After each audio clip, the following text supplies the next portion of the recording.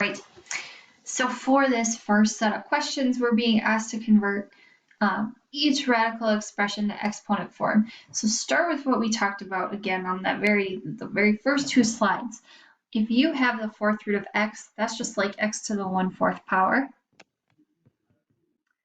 And we learned at a previous time, we're raising this to the third power. So if you're taking an exponent to a power, or the power to a power rule, you just multiply.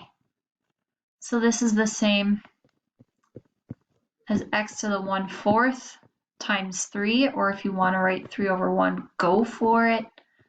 And this becomes x to the 3/4 power.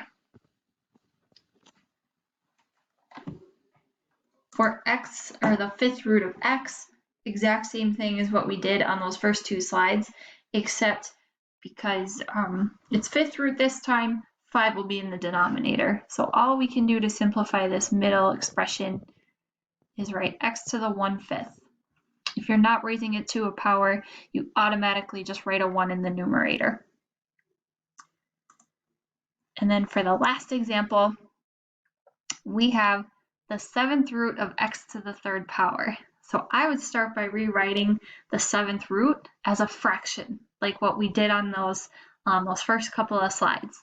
So I'm going to rewrite this as x to the third, and we will be raising this to the 1/7 power.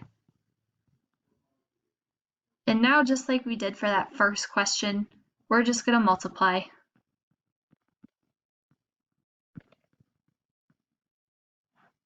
And we should get x to the 3/7.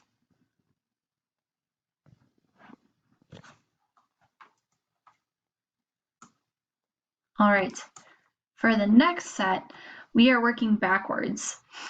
We have the exponent already written in exponent form, so we want to convert it from exponent form to radical form. So whatever's in the denominator is going to be the root.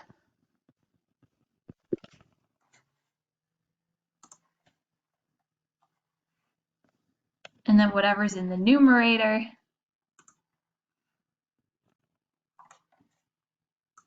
is going to be the power we raise it to.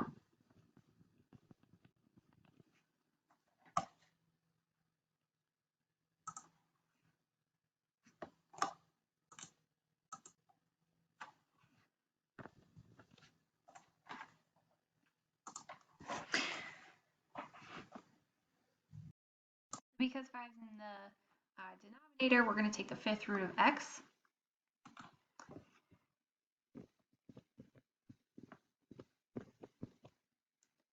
And then 4 is in the numerator, so we are going to raise all of this to the power of 4, or to the fourth power. And then we are done. Next question, same thing. You need to look at what is in the numerator, what is in the denominator. Because 7 is in the denominator, we're going to take the seventh root of x.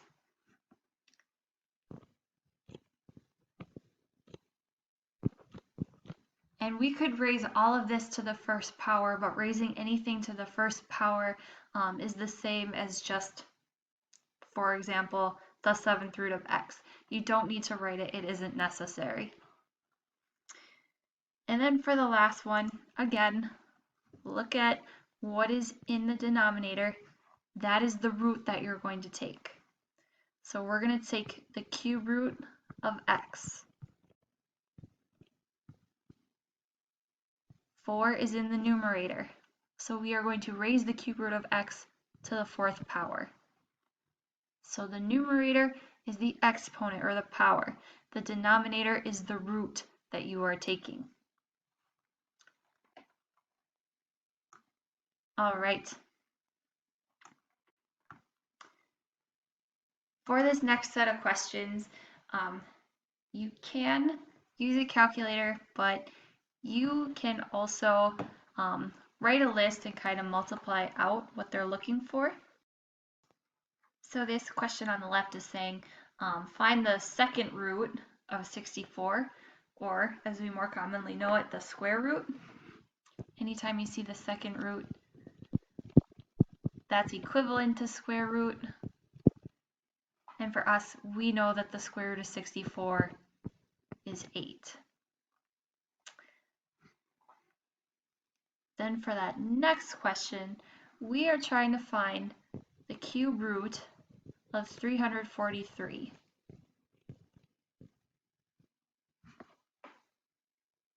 And there are a few clues that you can look for. Number one, it's a number that you need to multiply 3 times in order to get 343.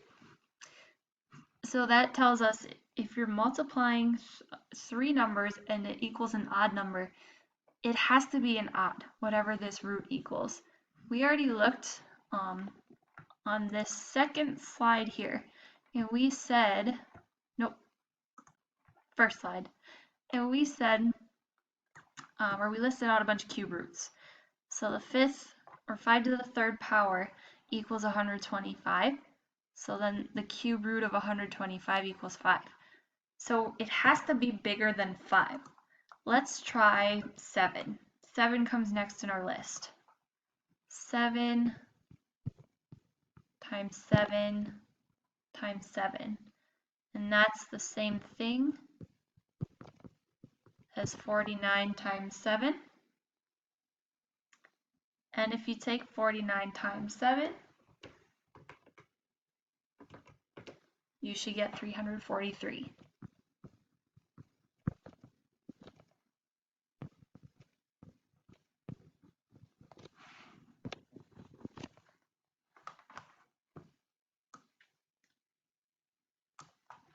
All right, the next set of questions is asking us to solve without a calculator.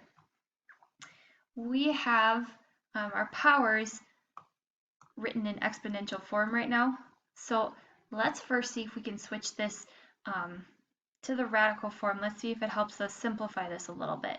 So I see that we're taking 16 to the 3/2 power. Let's rewrite this. 2 is the denominator, so 2 is the root we're taking. And that's the exact same thing as the square root. 3 is in the numerator, so that's what power we're going to raise this value to. The square root of 16 is 4. Raise 4 to the 3rd power, and we should get 64. Next, we'll try to find whatever all this value is, the cube root of 8 raised to the -2nd power. I would say if you can get rid of those roots, do that first. So get rid of the cube root of 8. See if you can simplify that. And for us, if you take 2 times 2 times 2, you get a value of 8. So the cube root of 8 is 2. So this is the same as 2 to the -2nd. And we talked earlier about negative exponents. You just have to cross the line and change the sign. So this becomes 2 to the 2nd. In the denominator, write 1 in the numerator as a placeholder, and we know that 2 squared equals 4.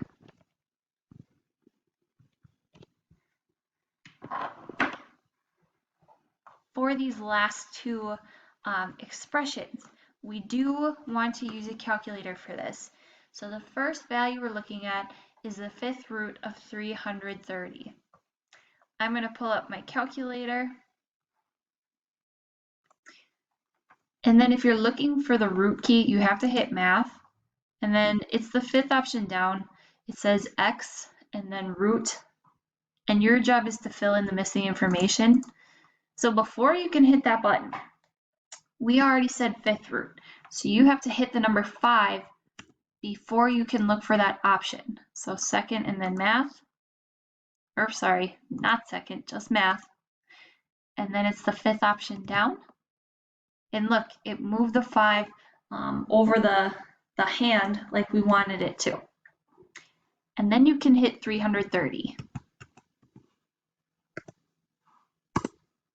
And we get approximately 3.19.